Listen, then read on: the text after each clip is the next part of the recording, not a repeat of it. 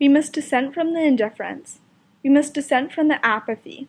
We must dissent from the fear, the hatred, and the mistrust. We must dissent from a nation that has buried its head in the sand, waiting in vain for the needs of its poor, its elderly, and its sick to disappear and just blow away. We must dissent from a government that has left its young without jobs, education, or hope. We must dissent from the poverty of vision and the absence of moral leadership. We must dissent because America can do better, because America has no choice but to do better.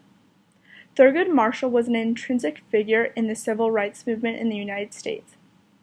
He began his work at the National Association for the Advancement of Colored People, where he successfully guided the litigation that would dismantle the Jim Crow laws.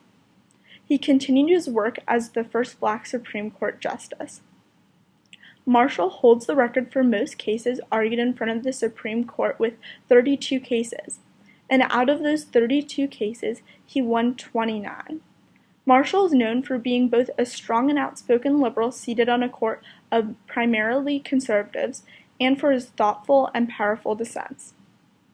One of Marshall's biggest accomplishments occurred during his time at the NAACP. He won the Brown v. Board of Education case that refuted the separate but equal doctrine and required that schools be desegregated. This case particularly struck home for Marshall because as a college graduate, he had hoped to attend the University of Maryland's law school, but he was denied because he was Black. Thurgood Marshall's lasting legacy as one of the three most important leaders in the civil rights movement, along with Martin Luther King and Malcolm X, will surely be everlasting.